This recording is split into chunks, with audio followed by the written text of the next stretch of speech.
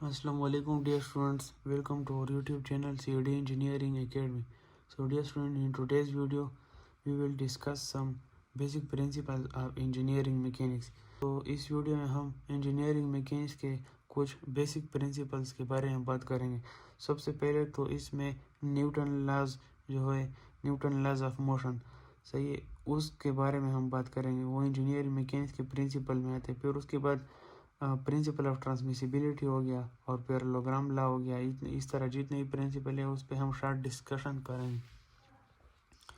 तो engineering mechanics जो है वो किस चीज़ पे फॉर्मुलेट हुआ है, वो उसका basis Newton 3 laws of motion है, सही है।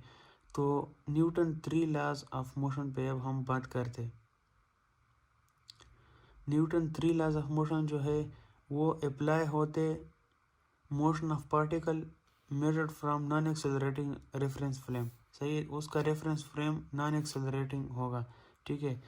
तो न्यूटन फर्स्ट लॉ जो हमारे साथ है वो ये कहता है कि with the absence of external force a body at rest will remain at rest and a body in motion will continue its motion in a straight line until acted upon some external force, okay. तो इसका मतलब यह है कि अगर हमारे साथ एक बॉडी रेस्ट में है तो वो हमेशा के लिए रेस्ट में रहेगी अगर हम उस पर फोर्स ना अप्लाई करें, और अगर हमारे साथ एक बॉडी मोशन में है तो वो हमेशा के लिए मोशन में रहेगी अगर हम उस पर फोर्स अप्लाई ना करें और उसको अनबैलेंस ना करें, ठीक है। ये हमारे पास Newton first law of motion है। उम्मीद है कि आप लोगों ने फिजिक्स भी पढ़े होंगे, तो इसलिए मैं शॉर्ट ही इसको कवर कर रहा हूँ।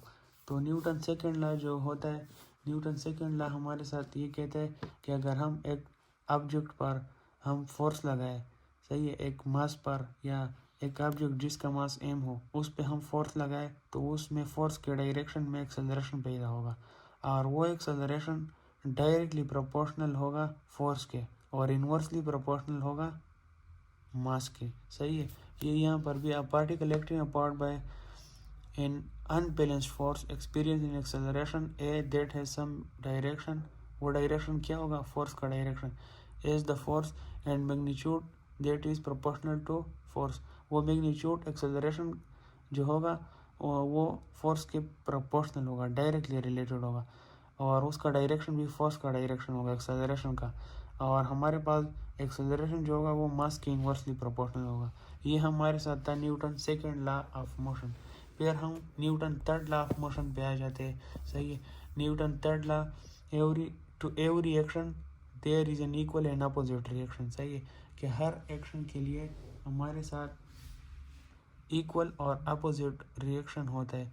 यहाँ पर लिखा गया कि the forces of action and reaction between body in contact are equal and opposite in direction and collinear same line of action, सही है, एक ही लाइन ऑफ एक्शन पे होता है एक्शन और रिएक्शन, और ये हमारे साथ एक बॉडी में नहीं होता, पेयर ऑफ बॉडी पे ये न्यूटन लॉ एप्लीकेबल है, ठीक है। एक्शन एक बॉडी पे लग रहा होगा और रिएक्शन दूसरे बॉडी पे लग रहा होगा।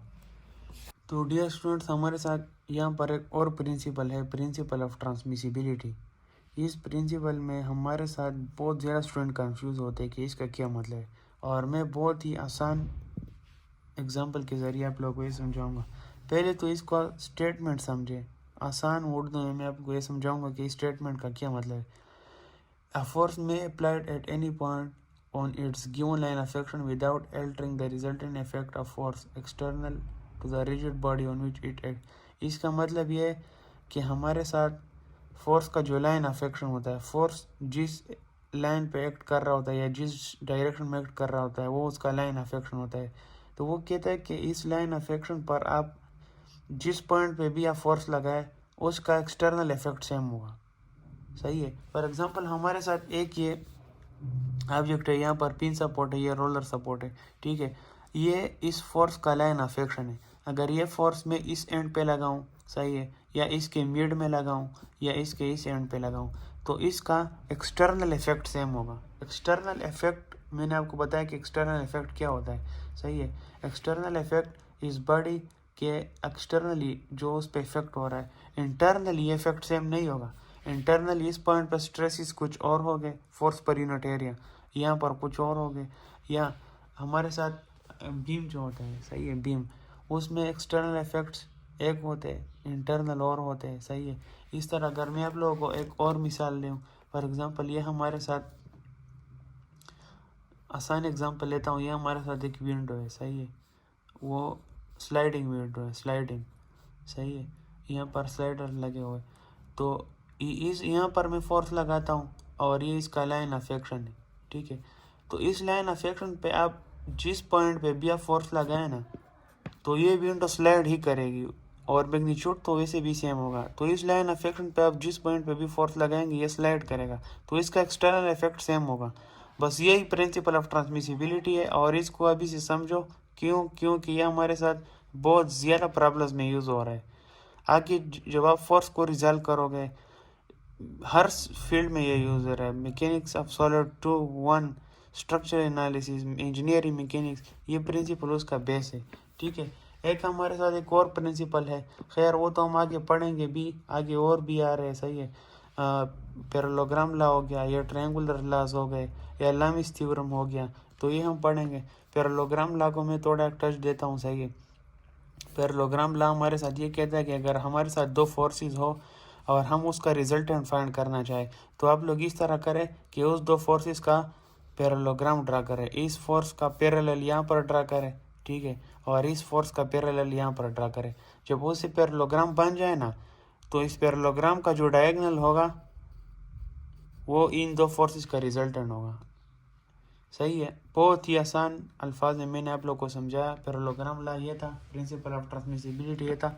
इंशाल्लाह इसी तरह और भी बहुत आसानी से मैं आपको इंजीनियरिंग मैकेनिक्स के कंसेप्ट सिखाऊंगा, ठीक है। इन्हीं टीचरों से हमने भी सीखा है जो अभी आप लोगों को पढ़ा रहे। तो अगर आपको मैकेनिक्स में कोई मसला हो, मुझसे आप हेल्प ले सकते हैं, कमेंट में आप लोग मुझसे पूछ सकते हैं, ठीक है। और इंशाल्लाह मैं आप लोगों के लिए वीडियो बनाऊंगा, आप लोग इसको देखें, जो मसला हो फिर आप मुझसे पूछ सकते हैं। इंजीनियरिंग मैकेनिक्स जो है वो एक ऐसा सब्जेक्ट है जो हर रोज़ स्टडी मांगता है, सही है, ये आखिर में नहीं हो सकता। तो अगर आपके एग्ज़ाम करीब आ रहे हैं, मिड एग्ज़ाम आ रहा है या फाइनल एग्ज़ाम आ रहा है, सही है, तो आप लोग को चाहिए कि डेली बेसिस पर उसके लिए काम करो। और ये सब्जेक्ट जो है ये फर्स्ट ईयर इंजीनियरिंग के फर्स्ट ईयर का सबसे मुश्किल तरीन सब्जेक्ट माना जाता है, सही है। तो आप लोग को चाहिए कि इसको अभी से रेडी करो। तो बस ये थी आज की हमारी वीडियो, फिर मिलते हैं इंशाल्लाह नेक्स्ट वीडियो में, तब तक के लिए इतना ही, खुदा हाफिज़।